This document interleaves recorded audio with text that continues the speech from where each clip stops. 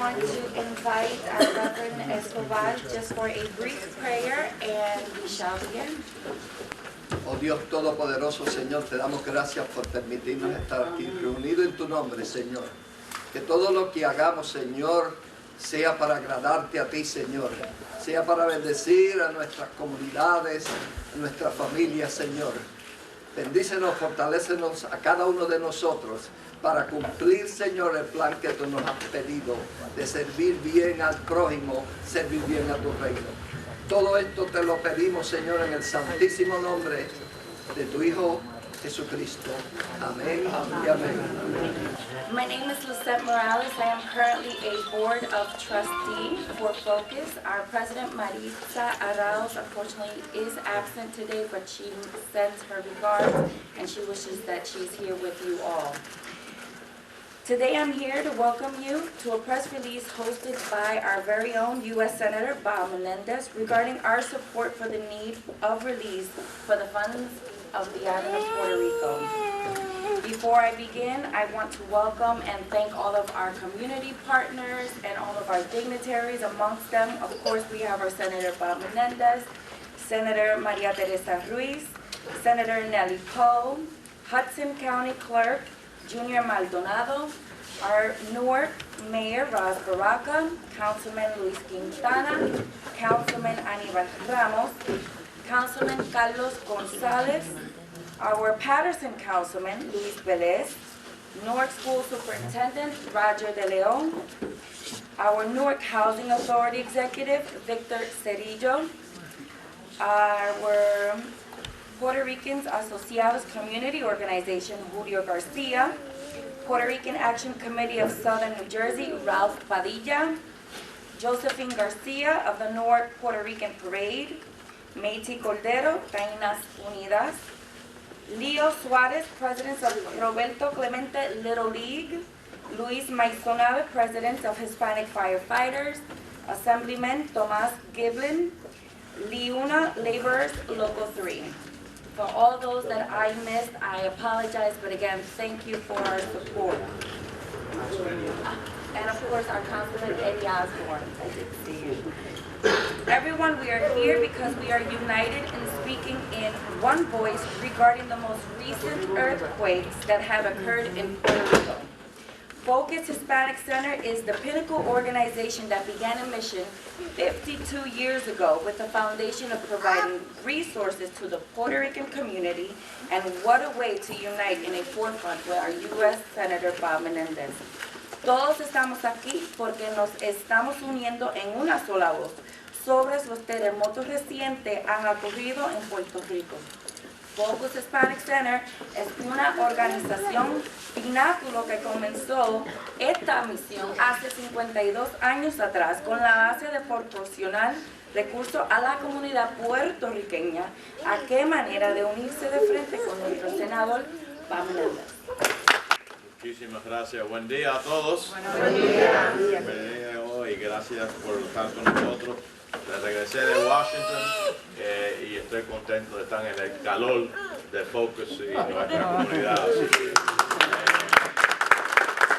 Let me thank Focus for hosting us today. I want to thank the many leaders, including our friends in labor, who are here from New Jersey's vibrant Puerto Rican community, for joining me in Newark, as well as others.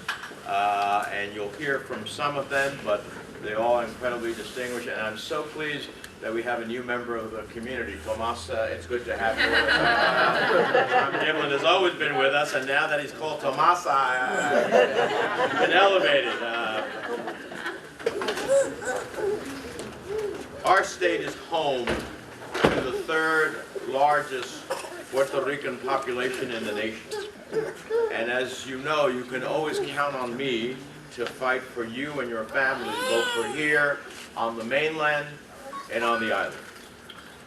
47 years after the death of Roberto Clemente, a great humanitarian, who I know the Councilman and others are celebrating tomorrow, I guess, at the Basilica, here in Newark, someone who epitomizes the contributions of the Puerto Rican community to our country. He died in a humanitarian mission. He was a great baseball player. He died in a humanitarian mission.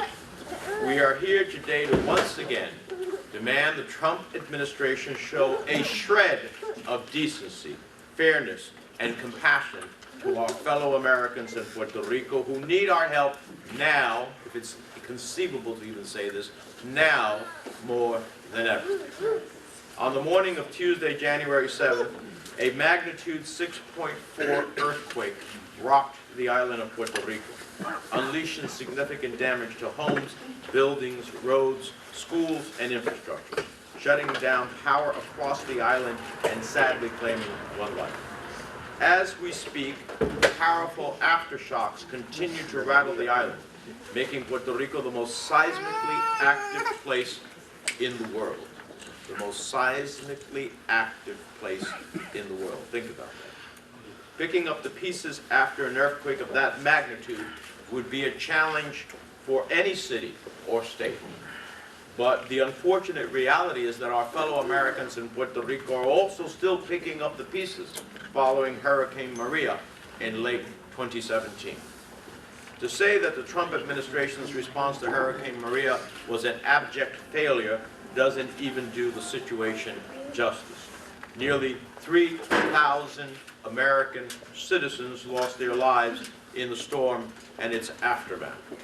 To this day, thousands of Puerto Rican families still struggle to rebuild their homes, restore their infrastructure, and reclaim a sense of normalcy that Hurricane Maria stole from them, and that the Trump administration has since refused to help them recover. In fact, even before the earthquake struck, thousands of homes in Puerto Rico still relied on the tattered blue tarps for roofs.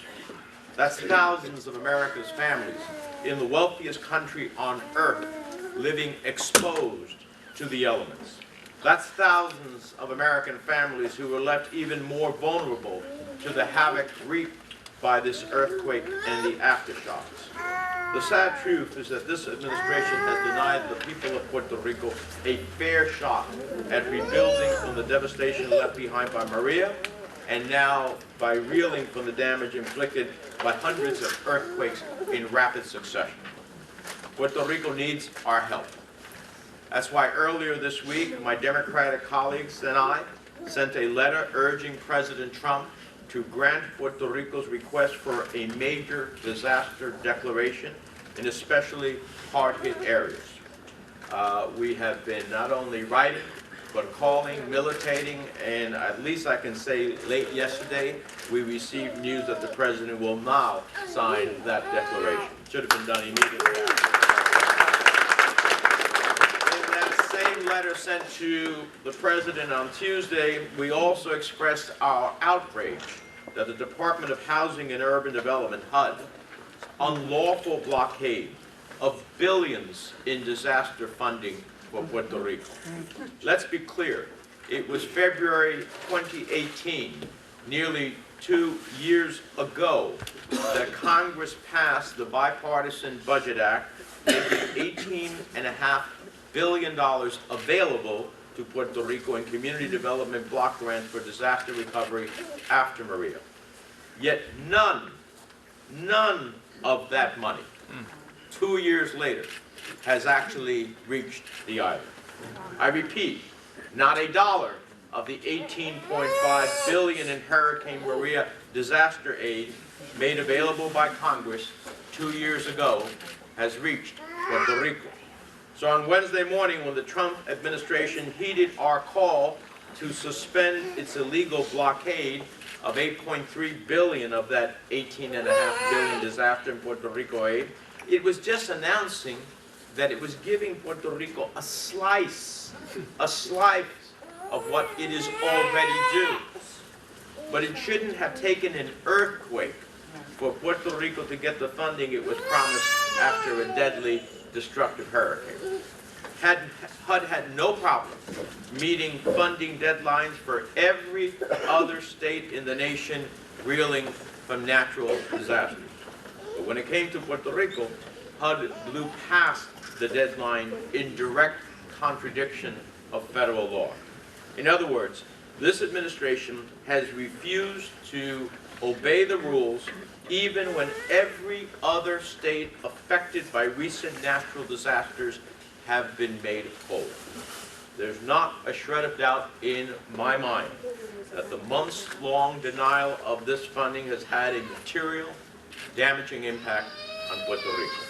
If this administration had given Puerto Rico a chance to rebuild its infrastructure and bring everything up to today's codes and regulations, the damage inflicted by these earthquakes would have been far less devastating. It's just one more example of the administration's complete disregard, complete disrespect, and disdain for the more than 3.5 million American citizens who call Puerto Rico home, and the more than 5 million Puerto Ricans living across all 50 of the United States. The people of Puerto Rico need our help today, not tomorrow, not next week, not in a few months. They need it today, and that's what we are here to do.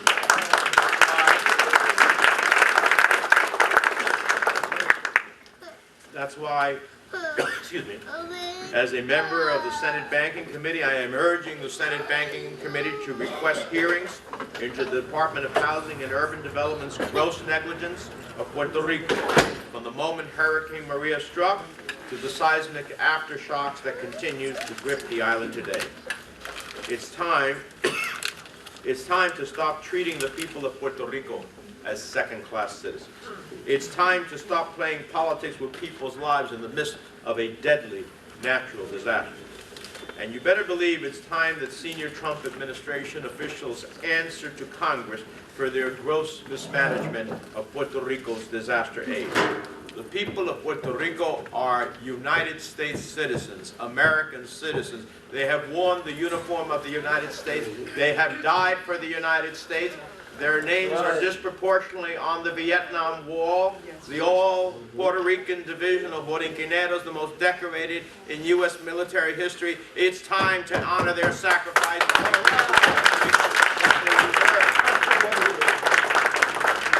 And we will not cease. It shouldn't take the threat of a public hearing. It shouldn't take the threat of rallies. It shouldn't take the threat of legislation to make the government act on behalf of its citizens as it would in any other place in the nation. And we will not rest until each and every dollar to rebuild the lives of Puerto Ricans is realized. Thank you very much. And with that, let me introduce I'm supposed to say a few words in Spanish, so I'm not going to be as long. So, and then Senator Ruiz will be next. After her, Senator Poe, Councilman Quintana, and Councilman Ramos. So for those who don't understand, please excuse me for a few minutes. Tomas, I know you will understand. So, estamos aquí. Primero le agradezco a Focus por auspiciarnos. Focus siempre está luchando para nuestra comunidad y le agradecemos que nos han auspiciado hoy con todos mis colegas electos que están aquí de todas nuestras comunidades, con nuestros hermanos laborales también y otros de la comunidad, para exigir que el pueblo de Puerto Rico recibe lo que ya el Congreso hace más de 2 años otorgó a Puerto Rico, 18.5 mil millones de dólares, de lo cual hasta ahora Puerto Rico no ha recibido un kilo de esos 18.5 mil millones de dólares que fue aprobado por el Congreso hace 2 años atrás, en febrero del 18. Estamos en el febrero del 20. Ese dinero fue para responder al desastre de huracán María. Pero ahora vemos los terremotos que Puerto Rico está sufriendo. Así que si ese dinero ya se hubiera otorgado, si ese dinero hubiera llegado a Puerto Rico, la reconstrucción de la isla al código que existe hoy en día hubiera ayudado enormemente. Pero ahora más que nunca Puerto Rico tiene que recibir ese dinero. Por eso esta semana mandamos una carta de todos los líderes demócratas al presidente exigiendo que haga una declaración nueva de emergencia nacional para la isla de Puerto Rico. Es algo que se debía hacer desde después del primer terremoto, pero al fin, ayer, sabiendo que íbamos a tener esta rueda de prensa, ayer firmaron la declaración y estamos contentos de que por lo menos hay esa declaración que abre las puertas de los recursos federales para ayudar al pueblo de Puerto Rico. Pero no estamos suficientemente contentos con eso, porque lo que queremos es que el dinero que ya fue aprobado por Puerto Rico 2 años atrás, que llega a Puerto Rico. Y por eso estamos exigiendo que HUD, el Departamento de Vivienda y Desarrollo Público del Gobierno Federal, que administra estos dineros, exigimos que ellos actualmente empiezan a crear el flujo de esos 18.5 mil millones de dólares que no ha llegado a Puerto Rico. Ya basta. Hay que llegar a Puerto Rico, hay que reconstruir Puerto Rico y hay que tratar a Puerto Rico como ciudadanos de primera clase, ¿no? Y en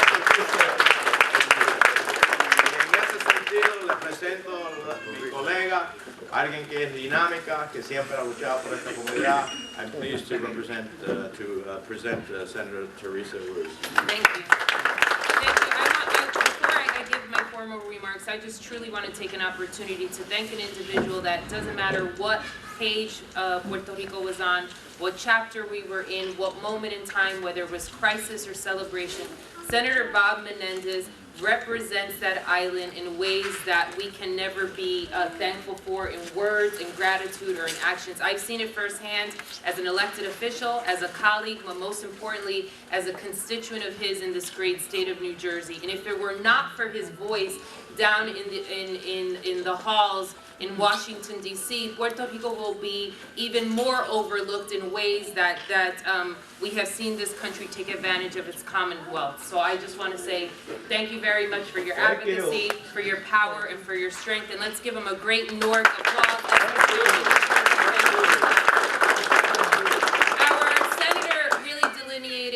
The whole thing, and as we come on a week where Martin Luther King Jr. celebrated his birthday on Wednesday, and to paraphrase him, injustice in one sector is a threat to justice everywhere, and that is what is clinically happened on the island in ways that you can show it in words, in ways that you can demonstrate it in action, in ways that you can show it in pictures. Just this morning I was having a conversation with a friend of mine, and she was explaining what her family was doing. They're sleeping in tents in their backyard because of fear that their house is not structurally safe. So they run in the morning and they shower and they grab something to eat, and then they go off to work, and then they sleep outside, and they don't leave their homes because they're afraid of what the aftermath, as far as people breaking into the home, losing their personal well-being. But we have to look at Puerto Rico, at what has happened in the last 5 years. There was a massive hurricane destruction. There was a political shift, and now it's literally shifting with its seismic changes every single day as the island continues to shake with no answers. And so we can do a lot of things, right? This isn't something that we can focus on and say, this is how we're going to end the earthquake scenario because it's an environmental issue. First, we have to start with great prayer to be sure that this natural disaster stops at some point. And second, we have to demand action. So there's been rhetoric from day one when Hurricane Maria struck the island, and Senator Menendez said it quite well. There was money that was allocated, but there were never checks that were written. So for a person who likes to always claim fake news, it will be fake news until the checks are disseminated, homes are fixed, communities are restructured, and this president recognizes that Puerto Rico is part of the fabric of this country. At every war, we have stood up to represent this country. Every time we are called on for a vote, we are there and presente, whether we're on the island or on the mainland, whether it's policies of international maritime affairs. The advantages that are placed on this island are so immense that it would require us to sit here for hours to talk about the advantages that this country has taken on that small island. And yet every single time Puerto Ricanos wake up and defend the mainland because we recognize who we are and what we are, and yet this president doesn't understand that. So to joining my colleagues today, I just want to echo the same sentiment. It's time for action. Words are great, signing a letter, claiming a stance, but until every single community has access to water and electricity and infrastructure is meeting the 2020 demands of today, and that people are back in their homes safely and sound, and that the economy continues to grow in ways that policy have to change. So let's make this inherently clear. We have an immediate action to take here, and that's to be sure that people are safe and that there's progress. But our fight cannot stop. There has to be seismic policy shifts when it comes to creating economic wealth on the island, and not for a selected few who have decided to move there and take advantage of tax policy loopholes, but for the people who have claimed Puerto Rico as their home forever. Thank you very much.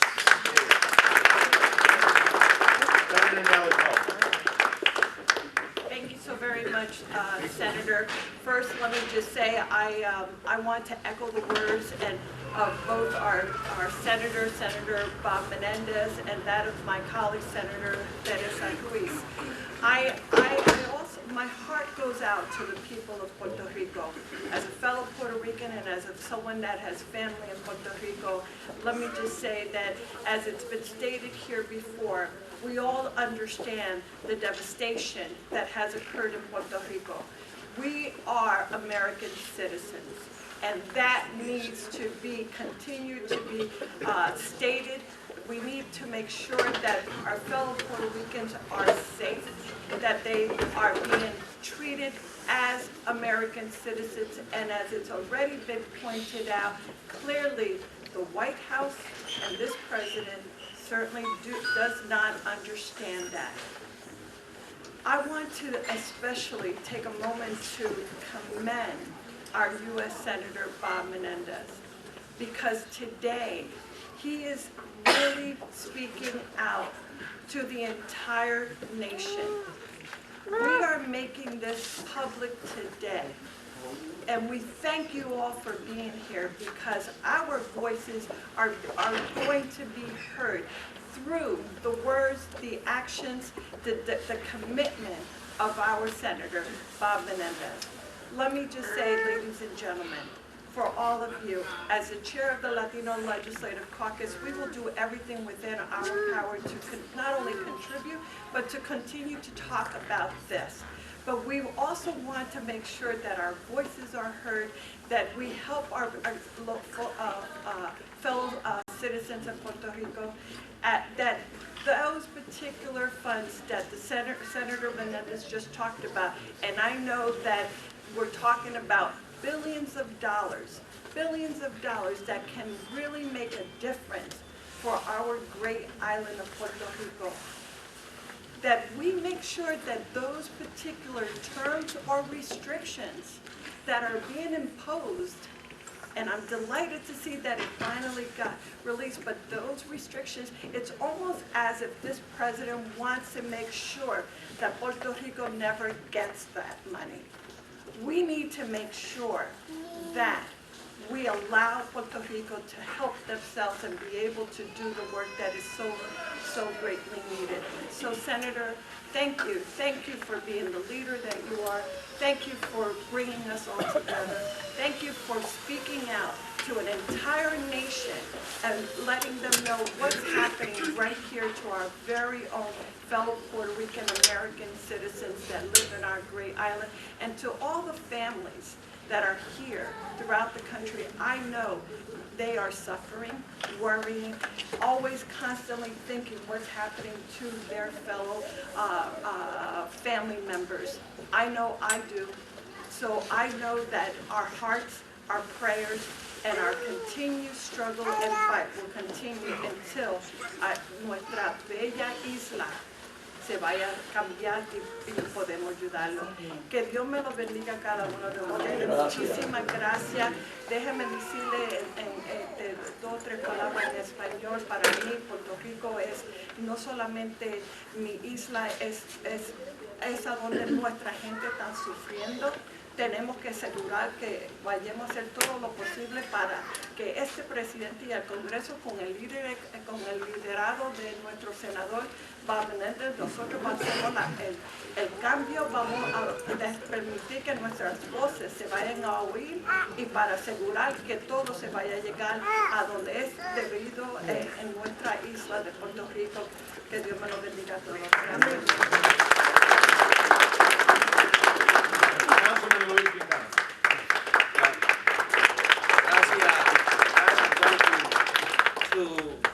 To the voice of Puerto Rico, the Puerto Ricans in the island know Bob Menéndez as their voice, as a champion in the United States Senate. But not only then, when he was the U.S. Senator also, a congressman also too, he was always the voice of reasoning because of the political climate. But in this occasion that we're here today, we're here because everything has been said. I'm here just to thank this dynamic United States Senator, my friend, my personal friend, who I call my friend, who's always there. Every time you call on Bob Menéndez, he'll be there. Senator Menéndez will be there. And you could count on that. And if not, I'll call him. I have a direct number. I can't give it to some. But I don't do 1-800 numbers. So again, le quiero dar las gracias a todos ustedes. Quiero dar las gracias a todos ustedes. Vamos a darle un aplauso a nuestro senador. Quiero dar las gracias a mi colega Carlos González, a Aníbal Ramos y a Eddie Osborne y al alcalde Ras J. Baraka, a los otros colegas, senadores y todo. Pero dejarles saber a ustedes que nosotros los puertorriqueños siempre somos aquellos que estamos siempre hacia adelante a cualquier causa que pase. Nosotros los puertorriqueños siempre somos un pueblo. Y como dijo un gran puertorriqueño, don Luis Muñoz Marín, que somos un pueblo muy unido y que nada nos puede separar. Peleamos entre nosotros, pero nada nos divide y nadie nos puede separar, porque nos atrae es nuestra isla. Nuestra isla nos atrae. Somos como el coquí, que nadie nos puede sacar de lo que es el puertorriqueño.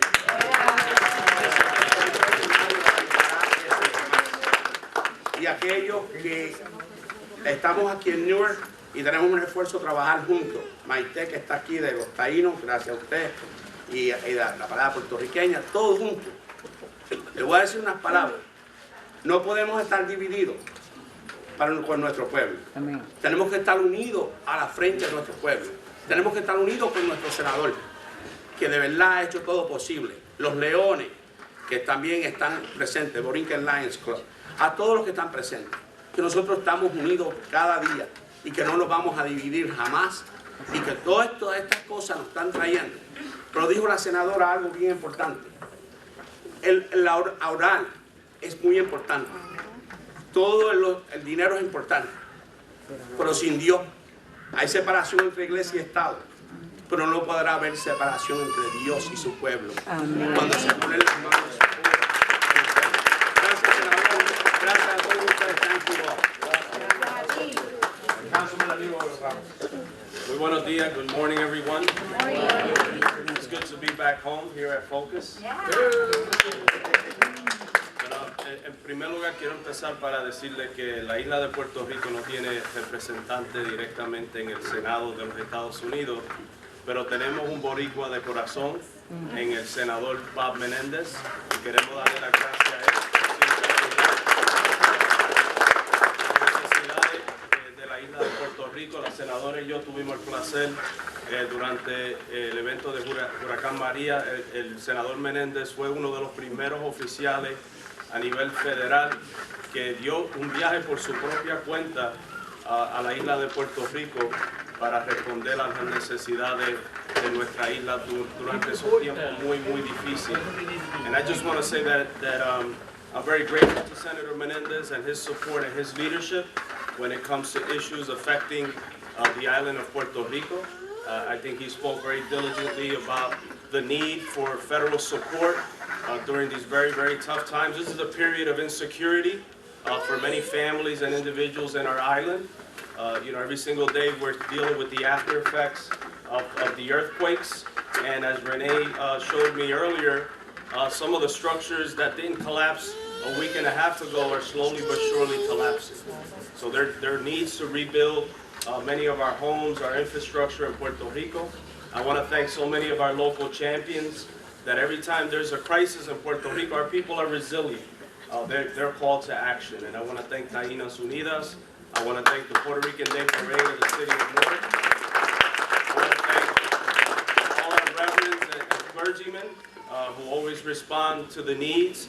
And beyond supporting the needs of Puerto Rico and the island, we have to be prepared here in the state of New Jersey because we're dealing with record number of families who are coming into our communities who need help and need a safety net. And I'm glad to see that we have Senator Ruiz here, Senator Poe, who last time during Hurricane Maria, they took the lead in ensuring that these families did not have some of the restrictions as far as waiting lists and waiting times in order to qualify for much needed benefits in order to transition back into our community. So we're here together, as so many of the officials mentioned, because nothing at this point can divide us. We have to work as one community to provide support in the homeland, in Puerto Rico, but more importantly, ensure that we welcome with open arms those individuals and families that are going to come to North, that are going to come to Patterson, that are going to come to Trenton, to whatever city in the state they choose to come to. So thank you so much for being here. I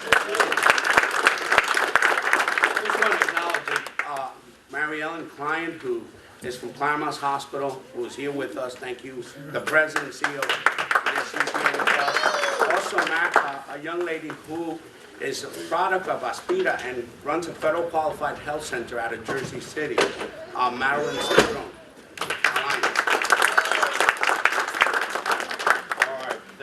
Much. One last comment, and then I'll open up for questions first on the topic, and then after that I'll excuse any of my colleagues who don't want to stand here because I understand some of you want to throw another speech.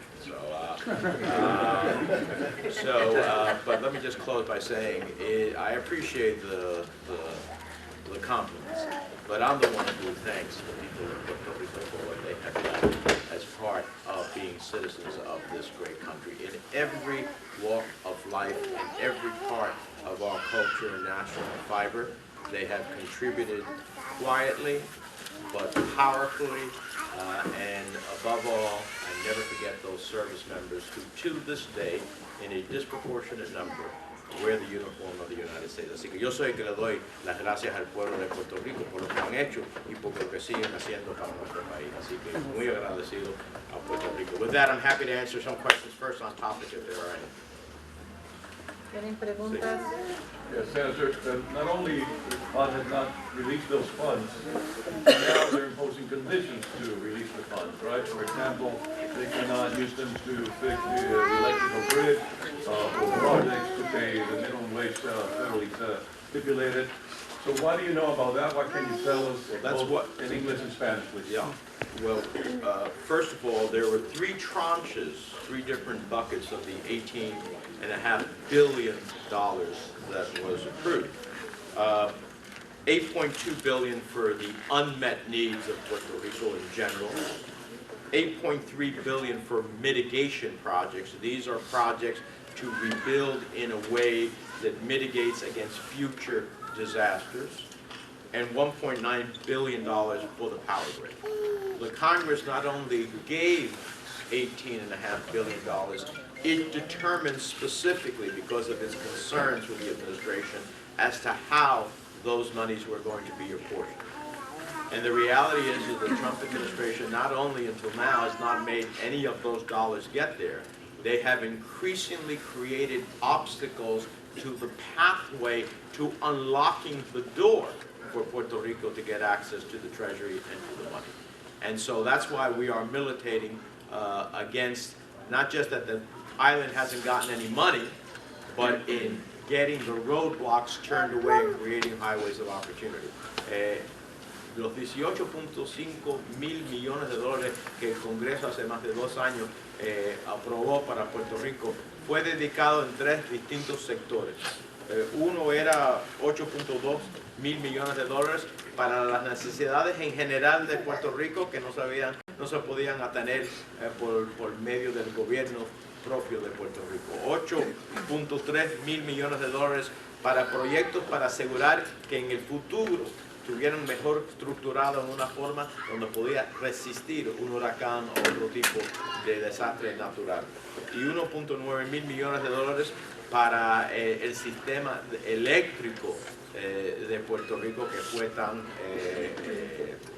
recibió tantas consecuencias después del huracán y que está inferior a lo que debe existir hoy en día. Así que el Congreso, sabiendo de que tenía inquietudes con la administración del presidente, no solamente dieron los 18.5 mil millones de dólares, pero dividió en esos sectores para asegurar que todos los elementos de las necesidades de Puerto Rico fueran respondidos.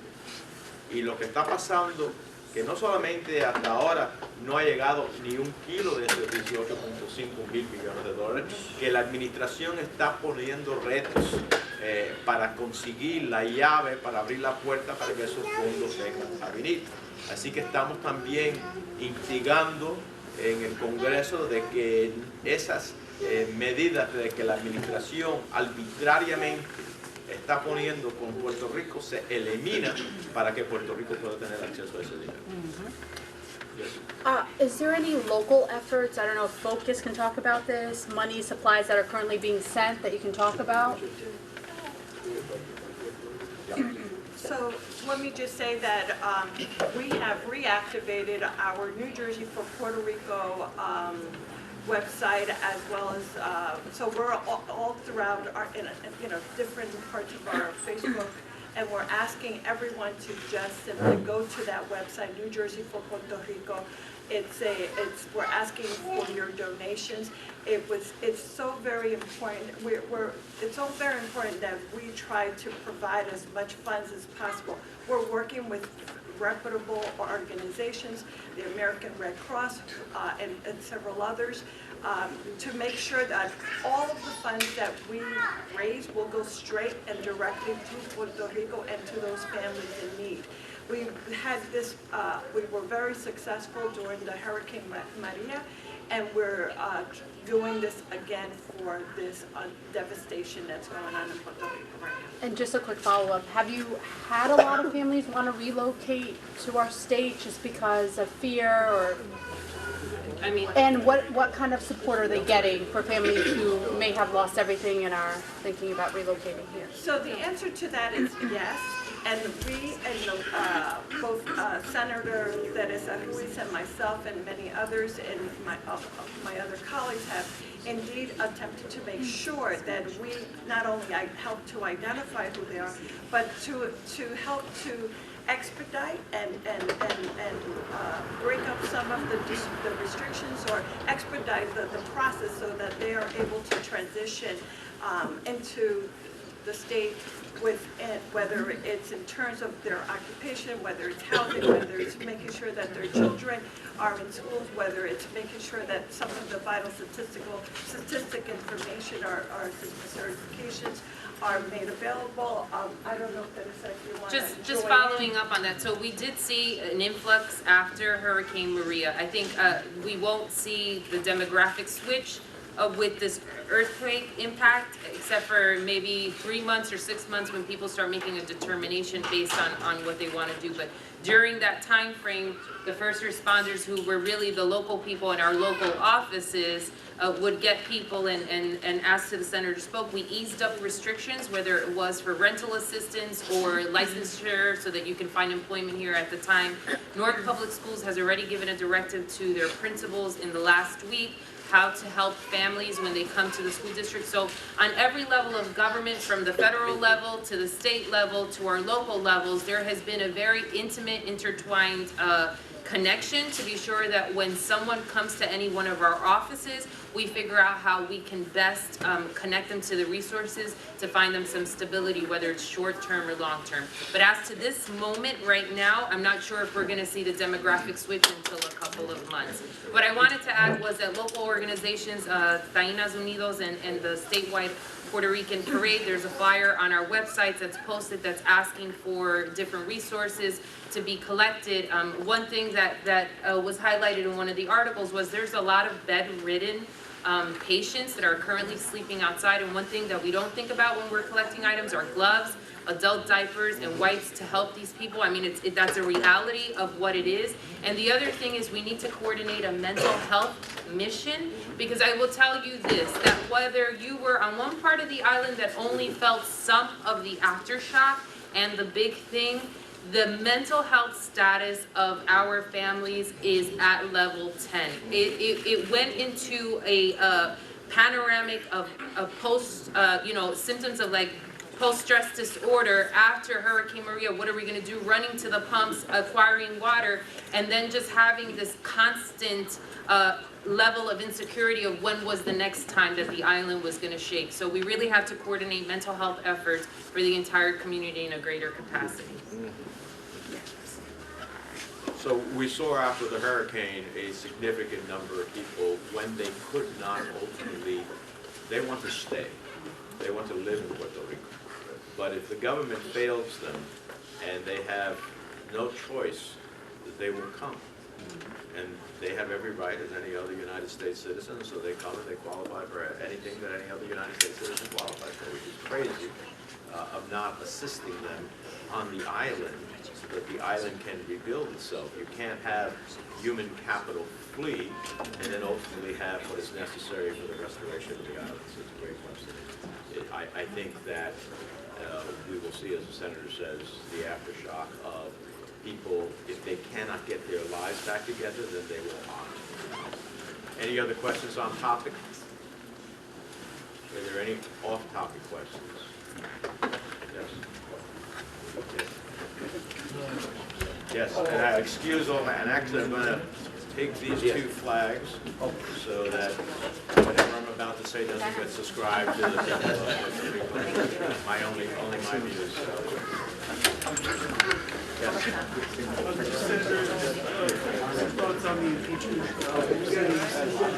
what happened and what you think should be happening, how you would like it to proceed? So on the question of impeachment, me perdono un momentito que la prensa, yo tengo que contestar preguntas. Nadie más tiene que contestar preguntas, yo sí tengo que contestar preguntas, así que me perdono un momentito. On the question of impeachment, look, yesterday as I, along with my colleagues, 100 of us, were sworn in by the Chief Justice of the United States Supreme Court to be fair and impartial in the process of considering the accusations that the House of Representatives has leveled against the President of the United States. The gravity and the enormity of the responsibility is, I think, really came upon everybody's shoulder. Now, for me, I want to see what any American who has ever participated as a juror in a trial, any American who has ever been a witness in a trial, any American who has ever been a plaintiff in a trial or a defendant in a trial knows that a trial is about witnesses and documents that shed light on the issue at hand. In this case, we Democrats believe that a fair, impartial, honest, and transparent trial includes some critical witnesses, such as the former National Security Advisor, Ambassador John Bolton, the President's Chief of Staff, Mick Mulvaney, several members of the Office of Management and Budget, who can shed light upon what happened with the withholding of dollars, $400 million, that the United States Congress voted to help Ukraine meet its challenge of the invasion of Russia, and that the President held back, which, by the way, yesterday, the Government Accountability Office, the independent federal watchdog, announced that, in fact, that the withholding of that money violated federal law. That's their independent judgment. So witnesses that can tell us what exactly happened. Is it the President who, it has been alleged, ultimately was the one who held up the money? Why did he hold up the money? Did he hold up the money because he wanted the government of Ukraine and its leadership to investigate a political opponent to benefit him in these upcoming 2020 elections? That would be illegal. That would be illegal. And secondly, has the president, in a way, unbeknownst in the history of our country, obstructed the right of Congress to get information to make decisions? And those are the elements of what a fair, honest, impartial trial would be. Witnesses, critical documents. And I hope that next week, when we go back in on Tuesday, where the Republican leader, Senator McConnell, will offer a resolution to guide how the trial will take place, that it will include the possibility of witnesses and documents. If it doesn't, I will join with others offering amendments to that resolution to permit the appearance of witnesses and documents. And I hope my Republican colleagues, many who have said that they believe there should be witnesses and documents, they can make their beliefs come true.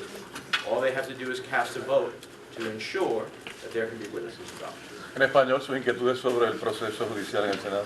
El juicio político del presidente que ha instigado la Cámara de Representantes con las acusaciones de abuso de poder, ese abuso aguantando 400 millones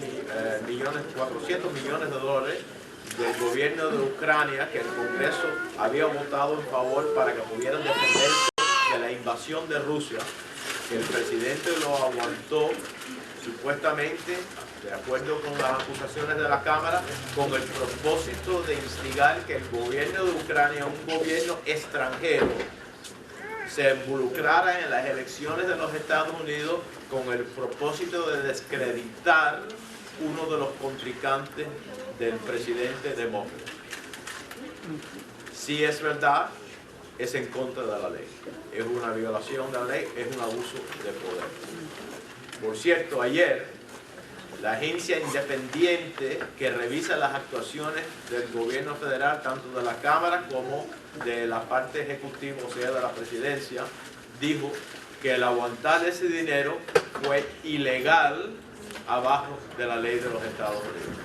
Y número dos, si el presidente ha obstruido el derecho del Congreso de tener acceso a documentos y testigos para entender cuál es la posición de que el Congreso debe tener en un voto sobre cualquier tema, en este caso sobre el juicio político del presidente.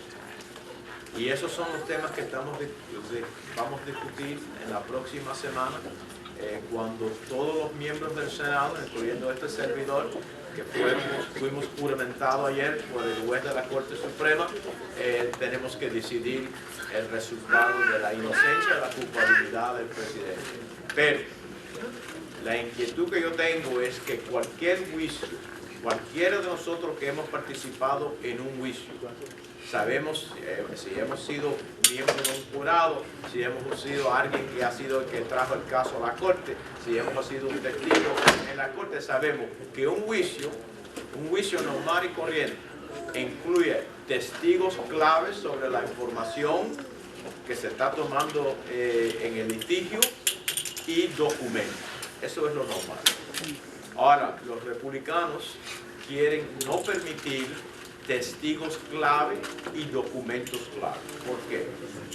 Si yo sé que documentos y testigos me van a exonerar, yo lo quiero. Trae los testigos, trae los documentos. Si yo creo que los documentos y los testigos me van a perjudicar, no lo quiero.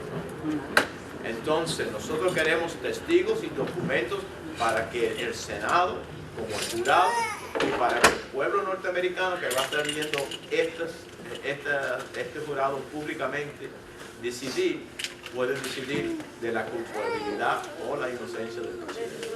Así que nuestros colegas republicanos pueden asegurar de que este juicio del presidente Trump sea justo, honesto y transparente, poniendo su voto para asegurar que se permite testigos y documentos. Any other questions? Thank you very much.